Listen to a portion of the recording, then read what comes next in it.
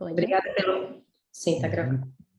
Obrigada, Joe, pelo convite. É sempre uma honra participar dos seminários aqui, participar dos eventos em Brasília. É uma pena que tenha que ser à distância, né? Seria muito mais interessante se fosse presencial, mas a gente espera poder fazer isso muito em breve, né? Bem, hoje eu vou falar sobre um problema que é um sistema elíptico envolvendo não linearidades com crescimento crítico e não homogêneas. Esse é um problema que a gente está desenvolvendo junto com o professor Everaldo e o professor Uberlândio, ambos aqui da UFPB. E a gente está tratando de um sistema, tá? Aqui no primeiro termo a gente considera uma potência subcrítica e na segunda equação aqui a gente tem uma potência crítica. Aqui os termos, né, a matriz associada, né, a esse problema aqui é uma matriz simétrica e a diagonal aqui é o mesmo termo, né, A e A. Bem, estou trabalhando aqui, a gente trabalha no domínio limitado do Rn, para n maior ou igual a 3, mas, na verdade, por enquanto, os resultados de existência de solução que a gente tem é para n maior ou igual a 4, né, dada a delicadeza das estimativas que devem ser feitas para n igual a 3, que a gente ainda não concluiu. Então, para n maior ou igual a 4, a gente tem os resultados de existência, no caso superlinear, e no caso sublinear, a gente também tem resultado de existência para n maior ou igual a 3. E aqui, esses resultados de existência vão depender justamente da interação desses termos A e B, né, com os autovalores do Laplaciano. Bom, mais à frente eu deixo mais claro, né, as condições que a gente está considerando em cada caso. Como eu falei, é um resultado que a gente está elaborando com o professor Everaldo e o professor Uberlândio. E a gente vai estudar esse sistema aplicando métodos variacionais, então a gente associa um funcional ao problema, né? Então, esse funcional vai estar definido no espaço E, chama de E, o espaço, que é o produto cartesiano de H0 por H0, esse espaço Sobolev. E uma vez que a gente está em domínio, considerando o problema, né, em domínio limitado, a gente vai trabalhar com, aqui dada a norma só como a norma do gradiente em L2. E a definição de solução fraca, a tradicional, tá? Então, a gente diz que o par UV é uma solução fraca se a gente tiver essa identidade integral aqui satisfeita para todo o par, né, φ-psi no espaço E. Bem, durante a apresentação, né, eu vou falar um pouquinho de alguns resultados conhecidos nessa linha, depois vou apresentar alguns resultados de não existência e, finalmente, os resultados de existência, né, que a gente conseguiu provar para este problema, para esse sistema elíptico. Para começar, se a gente considerar lá no nosso sistema, deixa eu voltar aqui, se a gente considerar aqui nesse sistema o caso em que esse termo B aqui é igual a zero, né, então a gente elimina esse termo, na verdade a gente fica com duas equações, certo? Esse termo B é o termo que faz o acoplamento do sistema, né? Se a gente tiver B igual a zero, a gente fica com duas equações. A primeira equação é um problema subcrítico, a gente tem uma série de resultados aí sobre a existência ou não existência de solução. E a segunda equação é um problema crítico. E eu vou fixar mais essa questão do problema crítico, porque é que vai dar informações para a gente, que a gente vai utilizar depois para atacar o sistema de fato. Então, quando a gente trata desse problema crítico, eu vou citar aqui alguns resultados, gente, que sempre são... a gente sabe que existe uma série de outros resultados em cima desses problemas, dessas equações, mas um célebre resultado aqui de Bresis e Nirenberg, né, de 83, que trata desse caso crítico, na verdade, trata de casos mais gerais, mas inclui esse, e eles provam que se o A estiver no intervalo, né, entre 0 e λ1, onde λ1 é o primeiro autovalor do Laplaciano, se A estiver entre 0 e λ1, então, a gente garante que esse sistema, essa equação, tem uma solução positiva, tá? Ômega é um domínio limitado do Rn, e lá eles consideram o caso em que n é maior ou igual a 4, então para essa constante A entre 0 e λ1, você garante a existência de uma solução positiva. E se a gente tiver com domínio estrelado, então, se essa constante for negativa, a identidade por Rochaille garante que não há solução, né, não negativa, solução positiva, que é o que eles estão interessados. E se lambda for maior do que λ1, também, aí só multiplicando pela primeira autofunção lá, a gente verifica que se lambda for maior do que λ1, maior ou igual, então também não existe solução positiva para essa equação. E no caso n igual a 3, aí é bem mais delicado, né? Para certos domínios, se for uma bola, você consegue um intervalo perto de lambda 1 onde há solução, mas é sempre mais complicado tratar o caso n maior, perdão, o caso n igual a 3. Para n maior ou igual a 4, então a gente sabe que existe solução, no caso ali, positiva, se e somente se o A estiver entre 0 e lambda 1. Isso é o que foi provado por Bresis e Nirenberg. Em seguida, eu cito o resultado de Capozzi, Fortunato e Palmieri, de 85, que ele trata dessa equação também, e eles provam que para lambda, esse A, no caso, né, maior do que 0, sempre existe uma solução não trivial para essa equação. Então, sabendo que para maior do que lambda 1 não existe solução positiva, a conclusão é que se a gente tiver se o A for maior ou igual a lambda 1, então a gente garante que existe uma solução que muda de sinal. Né? Então, Bresis e Nirenberg já provaram que não existe solução positiva, se eles provam que existe uma solução, então obrigatoriamente essa solução muda de sinal, se a gente tiver com essa constante maior ou igual a lambda 1. Neste artigo, no artigo de Bresis e Nirenberg, o que eles usam é o resultado de minimização e multiplicador de Lagrange para garantir que, de fato, a gente consegue solução, né, se o A estiver entre 0 e lambda 1. Já nesse resultado de Capozzi, Fortunato e Palmieri, né, quando eles estão com A maior do que lambda 1, maior ou igual a lambda 1, eles usam um outro resultado, um outro teorema de pontos críticos genérico, para garantir que, de fato, o funcional associado ao problema tem um ponto crítico. Em todos esses casos aí, é crucial a estimativa da energia, né, do funcional naquelas funções, né, que normalmente a gente conhece por psi-epsilon, né, que são as funções, digamos, é uma função phi, cutoff, que multiplica o epsilon, e o epsilon são as funções extremais lá da imersão de H10 em L2 estrela, de D12 em L2 estrela, perdão. Então, essas funções extremais entram nessa história, então todas essas estimativas para a gente garantir que você está com o nível crítico que a gente está buscando no local adequado, onde a gente consegue recuperar alguma capacidade, né? Apesar de estarmos falando de problemas críticos, essas estimativas sempre são muito técnicas, né? Quando a gente precisa usar essas funções aí, essas funções extremais. E aí, usando as estimativas das funções extremais apresentadas aqui no artigo de Capozzi, Fortunato e Palmieri, a gente tem um resultado por um problema um pouco mais geral do que essa equação 2, mas ainda uma equação crítica, aparece uma outra constante aqui, mais um mi aqui, vezes v, mi não, outra constante aqui, um lambda v. E aí, eles, usando as estimativas feitas no artigo de Capozzi, Fortunato e Palmieri, eles conseguem provar que esse problema também tem solução, né, para acima de lambda 1, para essas constantes aí, digamos, lambda maior do que lambda 1. E, só que agora não usa mais o mesmo resultado de pontos críticos, né, o mesmo teorema de pontos críticos, ele usa uma espécie de estrutura de linking para provar a existência de solução. Então, por isso que eu cito mais esse terceiro resultado aqui de Yu e Zhou, que é o resultado de 2015, né, está ainda para essa equação crítica, onde eles provam que para lambda maior do que lambda 1, a gente tem uma solução que muda de sinal, podendo ser um alto valor ou não, tá?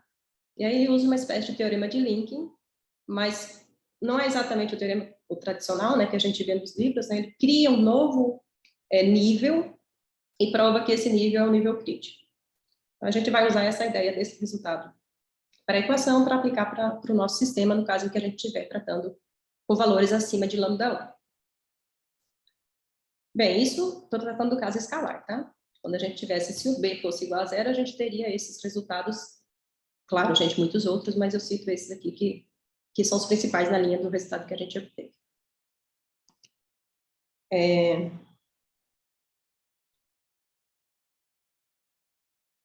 Bom, tratando do sistema mesmo, né, a gente tem aqui, eu trago alguns resultados. Esse primeiro aqui é um resultado de Cláudia Noor, Daniel e Marco Aurélio, de 2000, de novo em domínio limitado, tá? Que a gente tem vários outros resultados também no RN. Mas esse aqui tratando de domínio limitado, então, observe que a parte inicial do sistema aqui é similar à nossa, só que a deles aqui é mais geral porque ele considera um termo C. não necessariamente o mesmo A, né? Então, esse termo é mais geral. E nas duas equações aqui, ele está tratando do caso em que alfa mais beta é igual a 2 estrelas. Então, eles consideram esse sistema onde as duas equações são críticas, tá? Tem não linearidades críticas. Então, esse sistema acoplado também, né? Tem o mesmo termo de acoplamento ali, o B, e crítico nas duas equações. Eles provam que vão analisar os autovalores dessa matriz aqui, né? Se esses autovalores estiverem entre 0 e lambda 1, B maior ou igual a 0, né? Se B for maior ou igual a 0, e os autovalores dessa matriz estiverem entre 0 e lambda 1, então esse sistema possui uma solução positiva. E depois tem outros resultados de não existência, comparando esses autovalores aí, se forem menores que 0 ou se forem maiores do que lambda 1. Tá? Então, é sempre essa estimativa, né, esse balanço aí entre os autovalores dessa matriz e os autovalores do Laplaciano para a gente buscar a solução. Então, neste caso aqui, ele trabalhava com as duas equações críticas, mas aí tem uma coisa que as não linearidades apresentadas aqui são termos homogêneos, né? Então, aqui, se a gente olhar, digamos, a não linearidade associada aqui, né, é um Q de UV como sendo o quadrado, quer dizer, A vezes o quadrado, A sobre 2 o quadrado, mais B quadrado,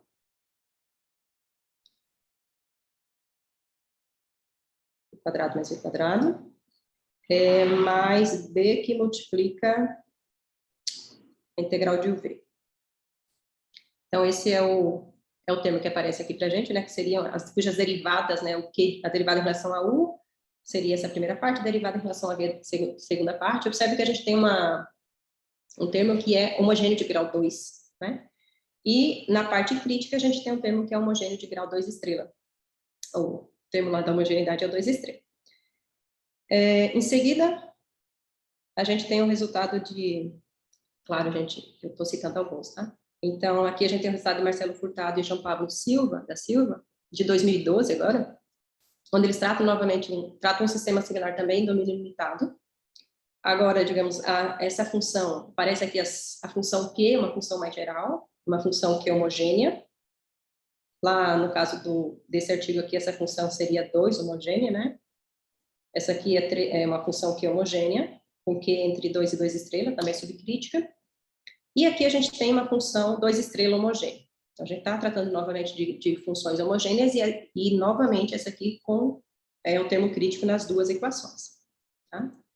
Neste caso aqui, você não tem uma matriz associada, então não dá para falar exatamente dos autovalores da matriz, mas eles definem dois números lá que fazem dão essa ideia, né, dos autovalores, e aí, se esses dois números estiverem em locais no intervalo adequado, eles provam que o problema tem solução, e na verdade aqui trata de multiplicidade de solução, né? Usando a teoria de categoria, eles provam que tem categoria de ômega, soluções para se esses valores que fazem o papel dos autovalores da matriz, no caso anterior, se eles estiverem num certo intervalo lá. Tá? Então, novamente, a gente está tratando aqui de problemas, envolvem as duas equações sendo críticas, mas aqui a gente tem as duas equações, os dois termos aqui sendo termos homogêneos. Aqui ainda tem uma outra, nessa aqui de UV ainda tem uma outra restrição, se não me engano, né, com relação ao produto, né, ele é homogêneo, mas ainda tem uma restrição no produto. Aqui tem umas outras funções aqui nesse termo, no termo Q e no termo H também. Tá? Mas para dar uma ideia assim, dos resultados que a gente tem acompanhado, e mais recentemente, né, em 2020, a gente tem o resultado de Carrier e Stefânio sobre um sistema similar, só que agora eles acrescentam um termo aqui que depende de x, né? Então, apresenta aqui um f de x, g de x, e nesse caso aqui, eles trabalham com os dois expoentes aqui sendo subcríticos, tá? P menor do que 2, menor do que Q, menor do que 2 estrela. Então, eles trabalham com as duas equações sendo subcríticas, mas aí acrescentam esse termo, essa dificuldade aparece aqui com esses termos que também dependem de x. Tá? E observe que aqui agora a parte linear, ela é exatamente o que a gente tem trabalhado, né? É o A na diagonal principal. Bom, aqui as funções f e g são funções em L infinito, não negativas, né? E aí com algumas, de novo, eles tratam, aqui usando a variedade de Nerari, eles provam que se o A estiver entre 0 e lambda, perdão, se o A for menor do que lambda 1, e aí eles provam a existência de intervalos para o valor B, de modo que eles consigam obter solução positiva se B tiver um certo intervalo, digamos, na parte negativa, no N-, né, no N+, né, da variedade de Merhari. Então, eles têm esse resultado também, subcrítico, mas já trazendo outras dificuldades aqui, englobando essas funções F e G. Bom, agora vamos falar da nossa situação, do nosso sistema mesmo, tá? No primeiro momento, o resultado de não existência de solução. Então, se a gente tiver agora no domínio limitado do Rn, pensando em n maior ou igual a 3, se o domínio for estrelado, então a gente tem os resultados de não existência usando a identidade de Pohojaev. Então, a gente considera duas situações. Uma em que o Mi é menor ou igual a 0, e a outra, quer dizer, se o Mi for menor ou igual a 0, a gente pode considerar o P entre 1 e 2 estrela, né, tanto sublinear quanto superlinear. E se o Mi for maior ou igual a 0, a gente considera o P maior ou igual a 2 estrelas. Tá? Então, para Mi não negativo, a gente prova que o problema não tem solução. Se o problema for supercrítico, né, se o P estiver acima de 2 estrelas, ou mesmo problema crítico, se o Mi for menor ou igual a 0, a gente não tem solução. Não tem solução, assim, tomar cuidado com não tem solução, né? Se as constantes A e B lá da matriz, né, se as entradas da matriz forem todas negativas, então a gente prova que não há solução positiva, a não ser não há solução não negativa, né, a não ser a solução trivial. Se o maior dos autovalores da nossa matriz, lembrando, né, a nossa matriz lá associada ao problema, ela tem essa matriz, né? Então, quando a gente olha para os autovalores dessa matriz, os autovalores seriam Mi1 como sendo A menos módulo de B, e o Mi2 como sendo A mais módulo de B. Eu devia ter usado outra letra, mas enfim. Os autovalores são esses. Então, o que eu estou dizendo é que o maior dos autovalores da nossa matriz é menor do que 0. Então, se o maior dos autovalores for menor do que 0, a gente garante que esse problema não tem solução de um modo geral, independente de ser não negativa, tá? Sempre que a gente diz não tem solução a não ser a solução trivial, tá? A solução trivial sempre existe. Então, a gente está interessado em soluções não triviais e nessas condições a gente mostra que não é possível encontrar. Bom, como é que a gente justifica isso? Simplesmente usando o fato que se o IV, se a gente pega um par UV que é uma solução, então vale essa primeira identidade, né? Essa integral é igual a essa, né? A primeira parte lá em cima, a definição de solução fraca, a gente tem a igualdade entre essas duas integrais. Já essa outra integral aqui, observe que envolve os termos aqui dentro de parênteses são sempre maiores ou iguais a 0, né? E se a gente, como a gente está supondo que o nosso domínio é um domínio estrelado, então a gente sabe que isso aqui também é maior ou igual a 0. Portanto, essa integral é maior ou igual a 0, então faz sentido essa desigualdade, tá? Por outro lado, usando a identidade de Pohojaev, vale essa igualdade, tá? Então, a gente passa daqui para cá usando a identidade de Pohojaev.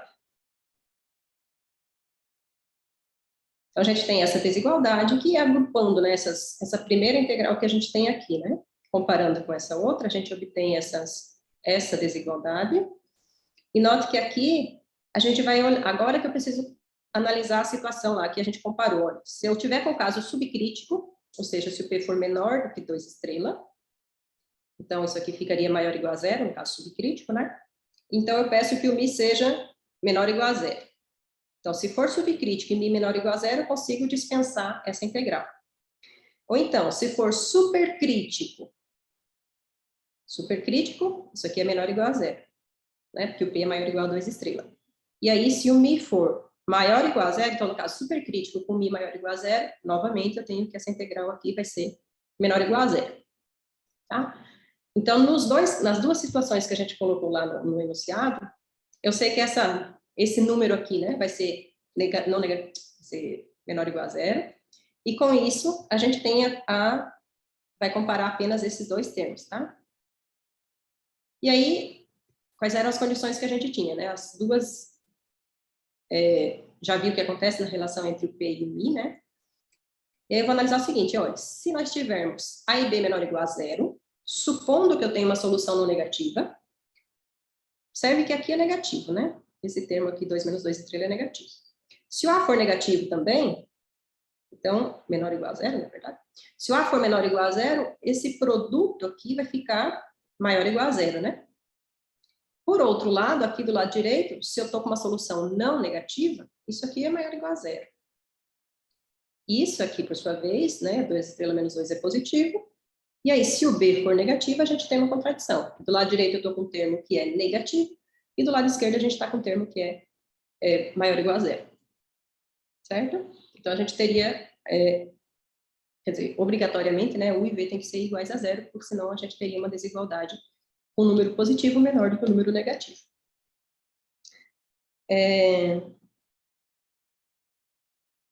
Já na segunda opção, né, que é se A mais módulo de B for negativo, então a gente continua e trata dessa outra desigualdade, que agora eu tenho que comparar com o módulo, né? E a gente usa a desigualdade de Young, nessa segunda, né? Módulo de B vezes o V, perdão, B vezes o V vai ser menor ou igual que módulo de B sobre 2, que multiplica o quadrado mais V quadrado. E aí sim, compara essas duas desigualdades novamente, a gente garante que eu teria que ter módulo de B, cadê? Módulo de B mais A, isso, módulo de, para que a gente tivesse uma solução não nula, né? A gente, aqui não tem importância, não importa qual é o sinal, mas se fosse uma solução não nula do problema, a gente teria que ter módulo de B mais A maior ou igual a zero. Portanto, eu tenho certeza que se o módulo de B mais A for menor do que zero, não existe tal solução, a menos que ela seja zero. Certo?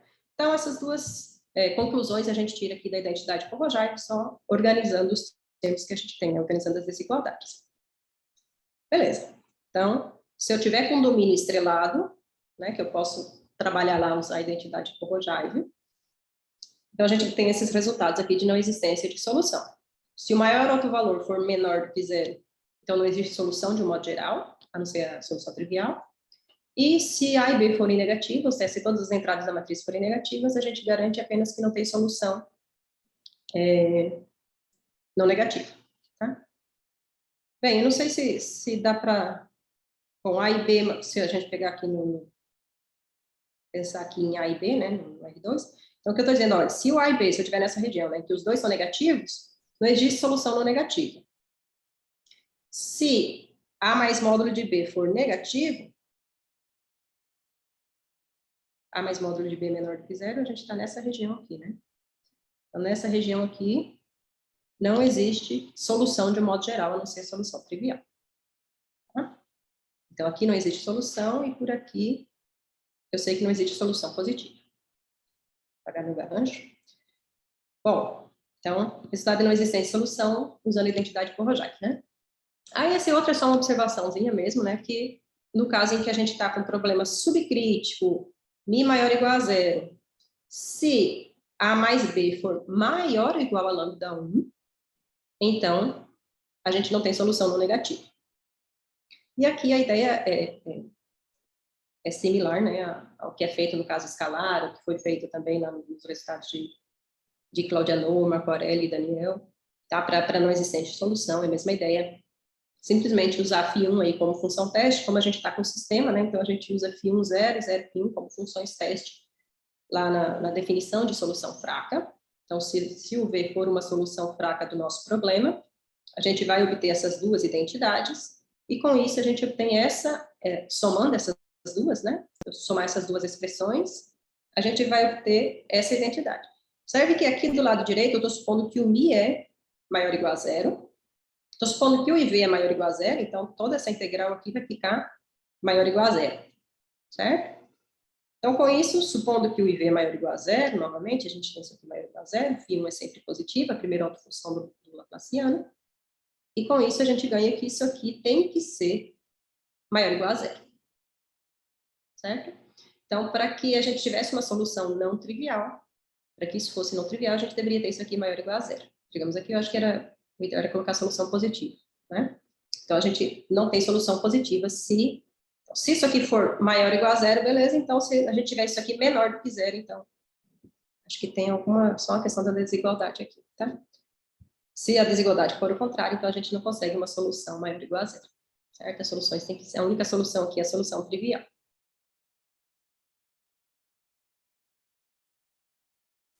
Bom, falando um pouquinho agora dos resultados de existência de solução, eu apresento aqui novamente o sistema, né, para a gente relembrar.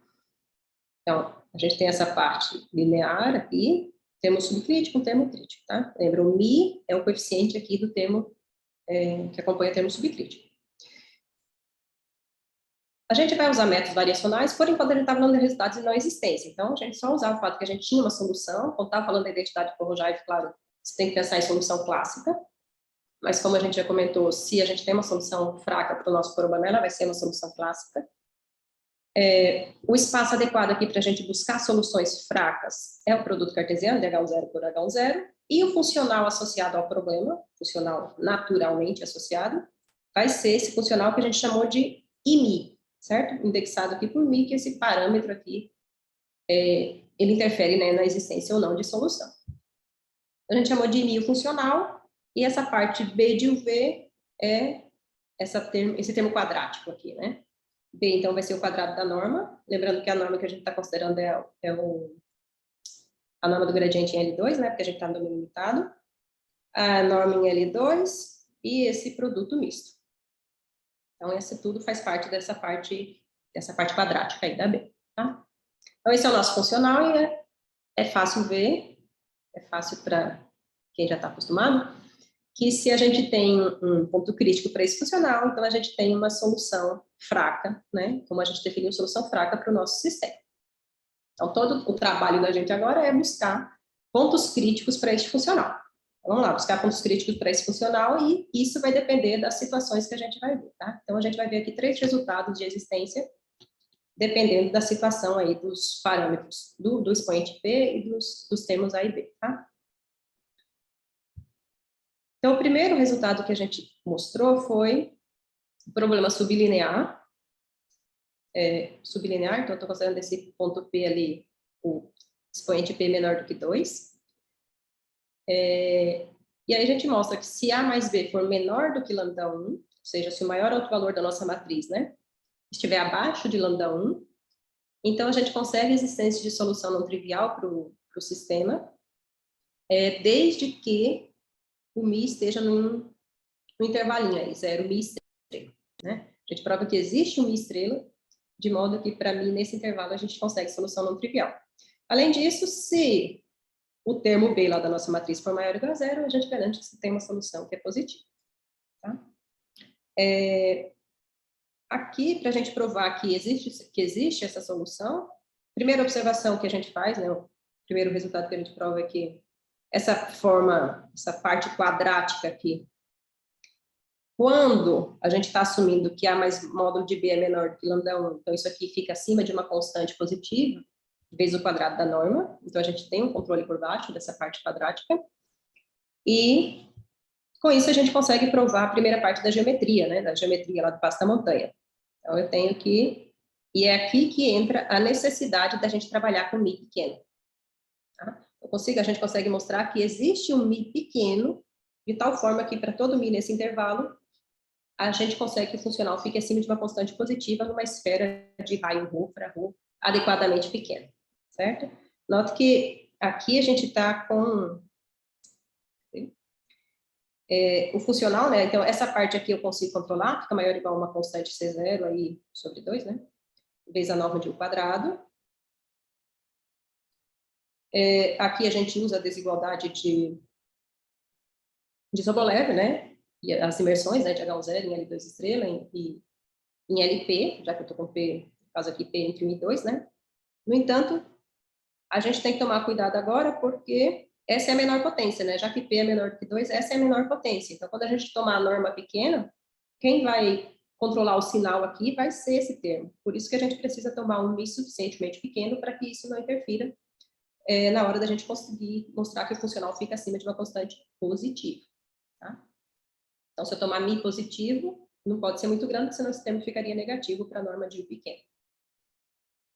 Bem, então, eu sei que para mi pequeno eu consigo essa primeira parte da geometria, e a segunda parte a gente despreza a parte crítica, né, do funcional, considera só a primeira entrada diferente de zero e a segunda, e com isso a expressão aqui fica dessa maneira, e observe que aqui a gente está com o expoente 2 menos P, e já que P é menor do que 2, então esse expoente fica positivo.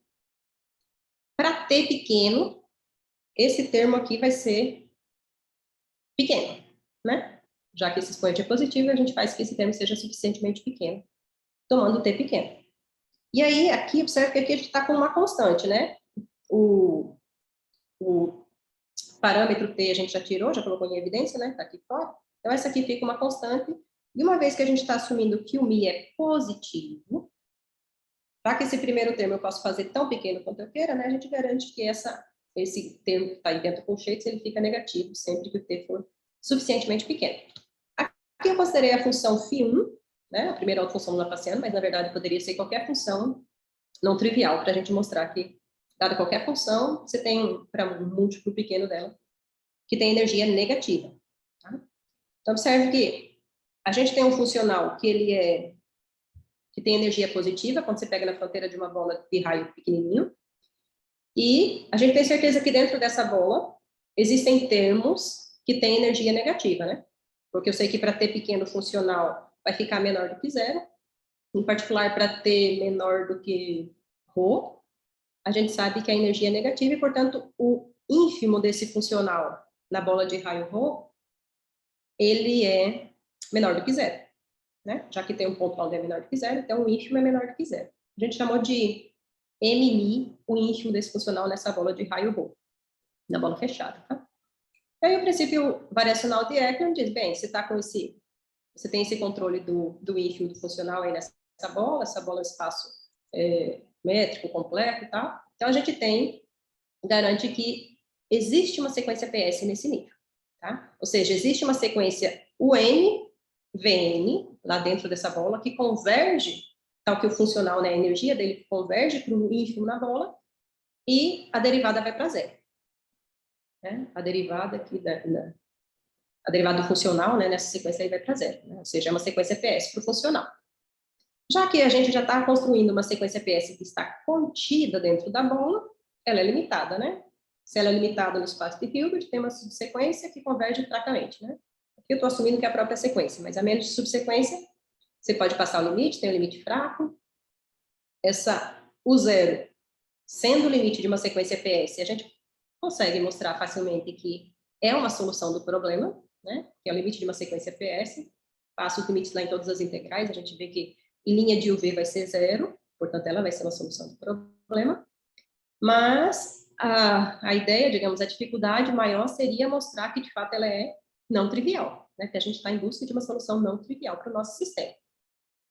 Para provar que ela é uma solução não trivial, a gente, bem, se fosse, né? Se a gente tivesse U igual a zero e V igual a zero, então, ao dizer que o N converge para zero e Vn converge para zero fraco, a gente teria convergência forte para zero em todos os espaços LPs, né? Para P menor do que 2 estrelas.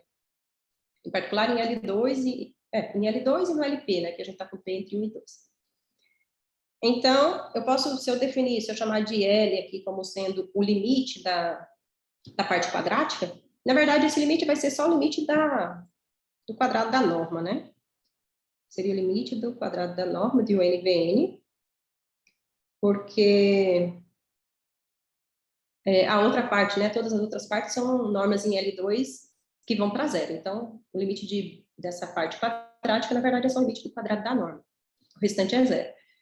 E isso vai ser igual, quando a gente olha a definição do funcional, da derivada, né, é o B menos a norma em LP que vai para zero, menos a norma em L2 estrela. A norma de VN em L2 estrela.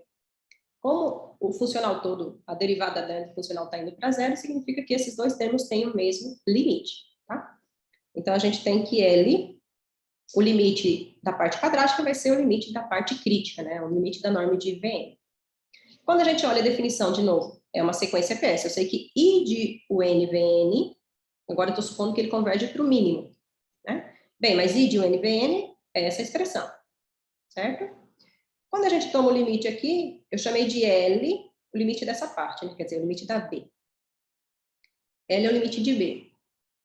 E a gente mostrou que L também vai ser o limite da norma de Vn em L2 estrela. Quer dizer, a integral de Vn elevado a 2 estrelas.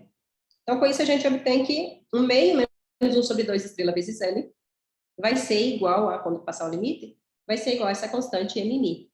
Note que essa integral aqui, já que é P subcrítica, e eu estou supondo que o N converte para zero fraco em H0, a gente tem a convergência forte em LP para zero. Então, esse termo desaparece e a gente fica com essa desigualdade. Uma vez que isso aqui é sempre maior do que zero e o L é maior ou igual a zero, né? Então, esse produto é maior ou igual a zero. Mas esse produto é igual a mmi, e mmi a gente já mostrou que é o ínfimo do funcional lá na bola, que é estritamente menor do que zero. Então, a gente teria uma contradição, porque esse cara teria que ser menor do que zero e não negativo. Certo? E a contradição foi porque a gente supôs que a gente estava com uma solução trivial. Então, esse limite não pode ser zero, ou seja, esse termo, digamos, o V, ele não é zero. Ele não pode ser a solução trivial. Mas uma das coisas que a gente vê facilmente ali no nosso sistema é que se o par é não trivial, as duas entradas têm que ser não triviais, tá? Então, a gente não tem a gente não pode ter uma solução do tipo zero ou 0V, tá? Isso aqui não acontece, a menos que o I e V sejam zero, certo? Então, se eu tenho uma solução não trivial, as duas entradas são não triviais. Ok, então, no caso sublinear, a gente consegue provar que tem solução usando o princípio variacional de Ekman. No caso superlinear, né, se eu considerar agora o P entre 2 e 2 estrelas, agora mi uma constante qualquer, tá? Mi qualquer termo real, no caso superlinear, com a restrição de que o A seja maior do que zero, que a gente precisa do A positivo para conseguir estimar o nível lá do passo da montanha. Então, com essa restrição, a gente consegue mostrar que a gente tem uma solução não trivial usando o teorema do passo da montanha, tá? E, mesmo no caso sublinear, a gente vê que isso ainda vale, mas agora para mi menor ou igual a zero, certo? E, como eu falei, esses resultados de existência que a gente está mostrando, por enquanto, é para, no caso superlinear, né? É para n maior ou igual a 4, porque aqui é as estimativas que a gente precisa fazer lá com as funções, lá com os extremos, as funções extremais lá da imersão do Sobolev. Bom, eu vou falar rapidamente aqui qual é só a ideia da demonstração, tá? Mas é fácil ver que nesses casos, né, nesses casos aqui a gente tem a geometria do passo da montanha, é similar ao que a gente fez no caso sublinear. A diferença é que agora, ao invés da gente pegar a segunda entrada como sendo zero, né, para a segunda parte da geometria, a gente pega zero na primeira entrada, e aí, para t suficientemente grande, a gente mostra que a energia é negativa, né? Então, a gente tem, numa fronteira de uma bola pequena, funcional e positivo, e quando t vai para o infinito, ao longo de uma reta aí qualquer, a energia fica negativa para t grande, tá? Ou seja, eu tenho a geometria, a gente define lá o nível minimax do passo da montanha. Acho que eu esqueci de colocar aqui a definição do conjunto gama, né?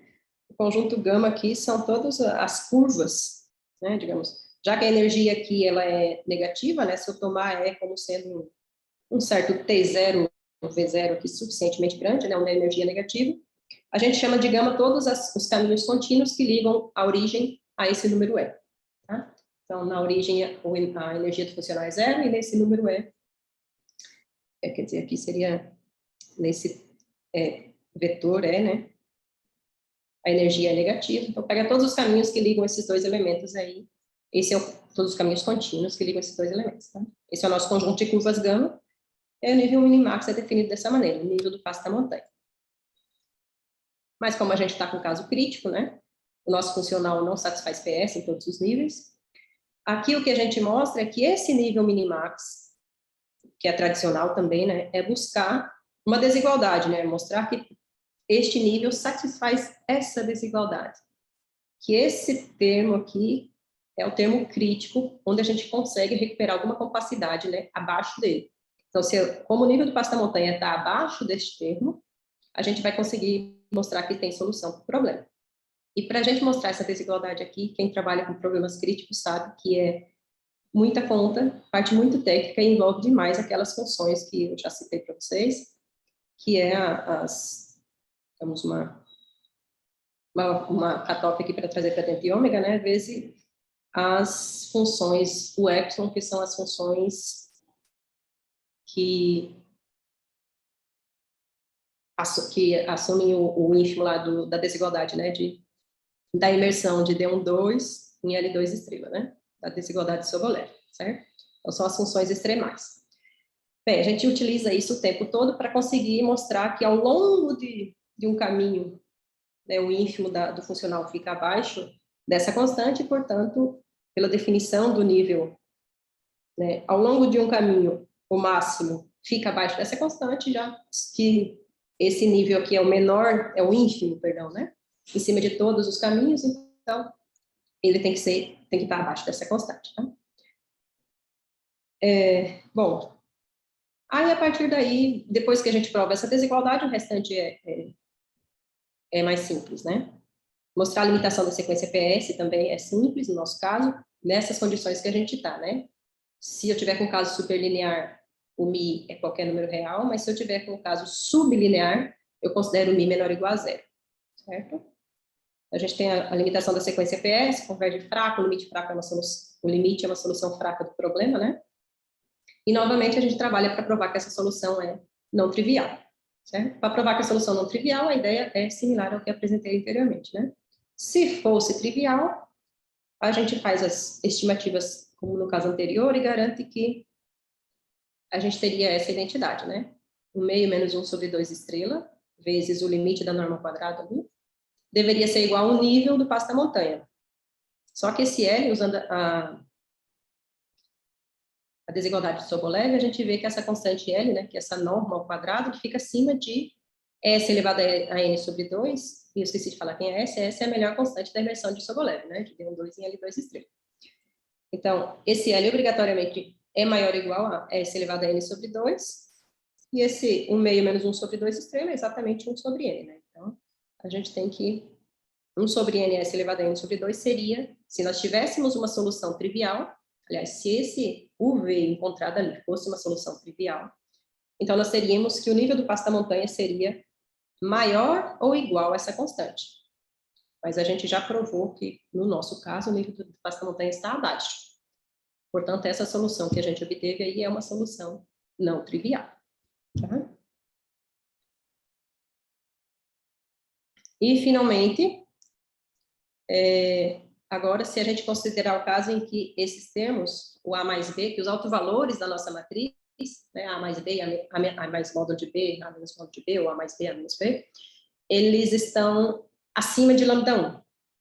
E, por enquanto, o resultado está bem aquém do que a gente gostaria, né, porque a gente só conseguiu provar o resultado de existência neste intervalo. Né? Eu tenho que colocar os dois autovalores da matriz, né, o A mais B e o A mais B e A menos B, entre dois autovalores do Laplaciano.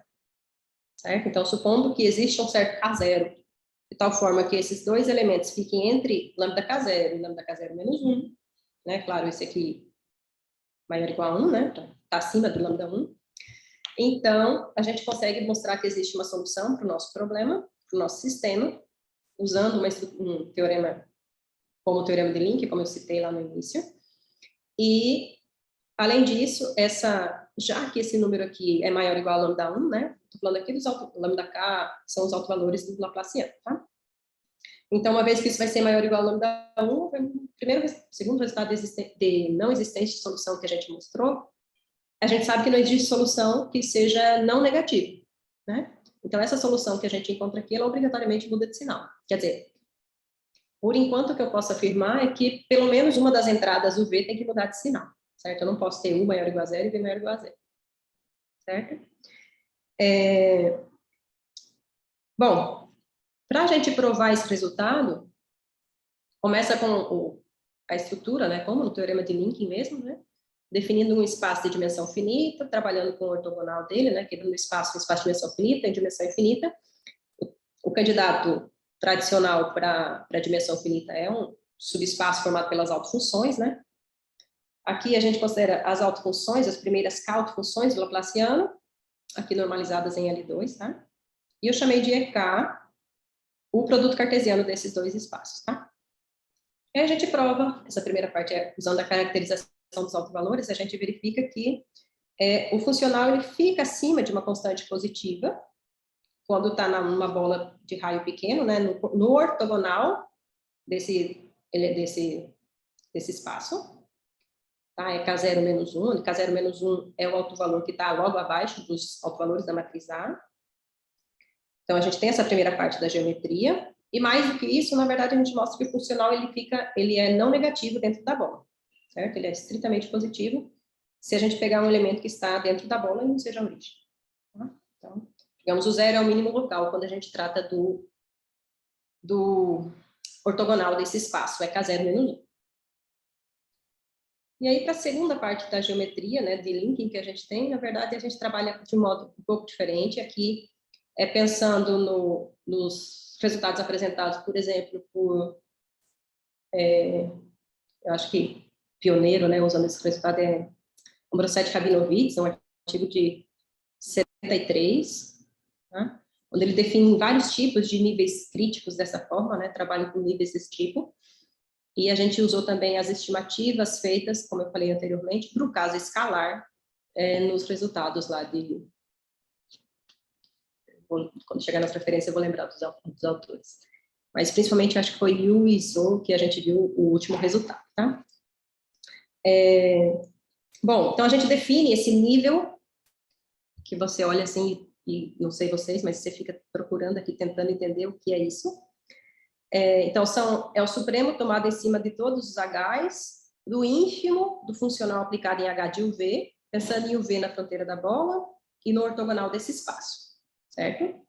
E essa classe A, com H pertencente a esse conjunto A é o conjunto de todos os homeomorfismos ímpares de E em E, que levam a bola dentro dessa união aí, né?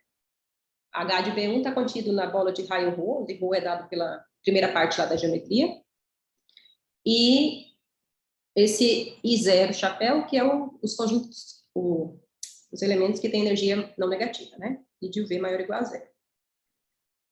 Bom, aí a ideia é mostrar que a gente consegue uma solução, né, do problema que esteja nesse nível. Para isso, de novo, a gente tem que mostrar que esse nível está no lugar adequado, tá? Aí, aqui é impossível mostrar as contas, porque se começar é difícil parar, mas a gente precisa estimar esses...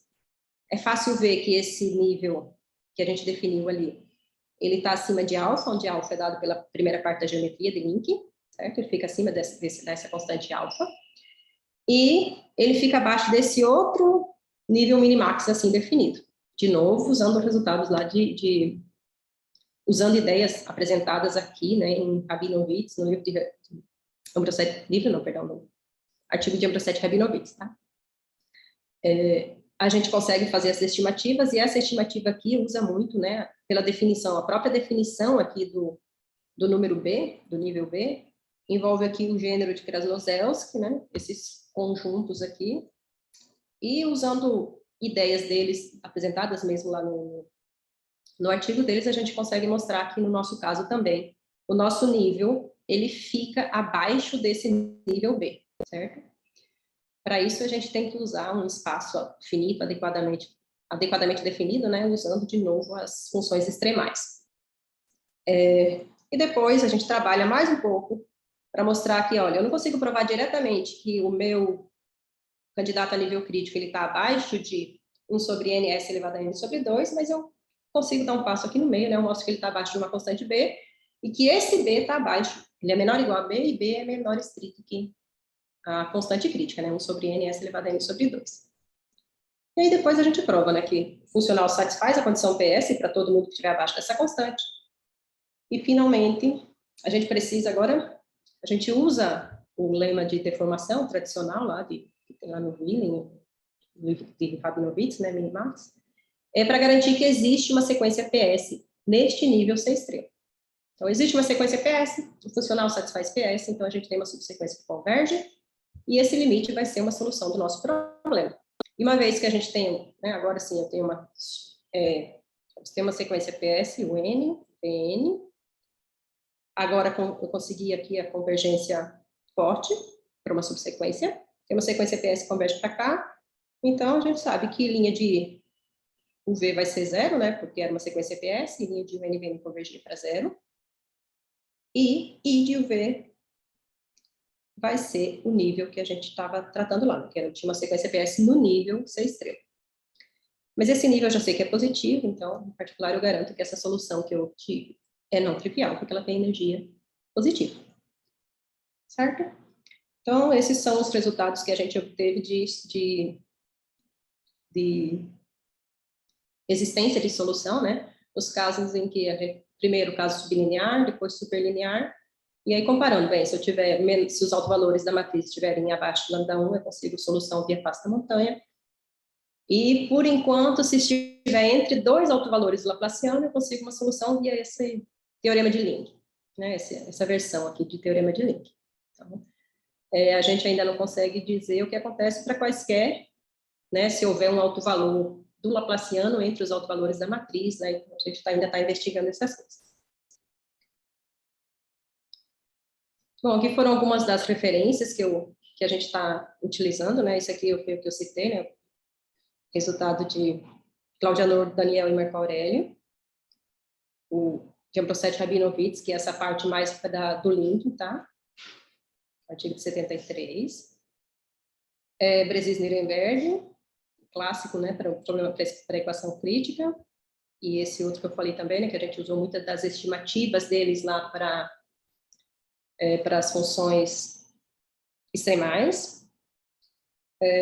Aqui também trata do caso, eu nem tinha citado anteriormente, né, que eles tratam de problemas homogêneos também. E o resultado que eu já citei também, de Marcelo e João Pablo, né, de Caillier.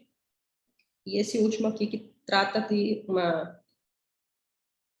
um novo olhar, né, para o problema de Bresis-Nirenberg também o caso crítico, e que a gente usou muitas das ideias daqui para tentar adaptar para o sistema. Bom, isso é tudo. Muito obrigada, gente. Elisandra, nós que agradecemos por sua palestra. Você, como sempre, didática e generosa. Só um pouquinho malvada quando diz é fácil ver, mas no mais, generosa. Pessoal, alguém tem alguma pergunta para a professora Elisandra?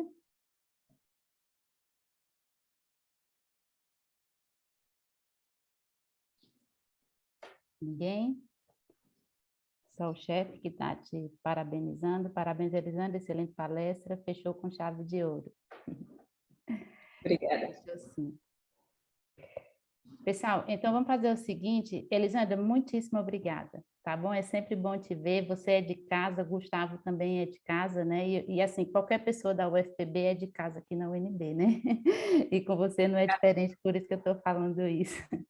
Então, se vocês puderem abrir os microfones, vamos saudar a professora Elisandra e também o Gustavo com palmas, né, por eles terem aceitado o convite e vir aqui falar conosco aí nesse último encontro do seminário de análise desse semestre, né?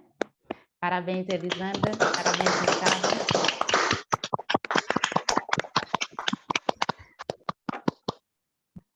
É isso, agora deixa eu ver se eu consigo parar isso. Obrigada, Janete. É sempre uma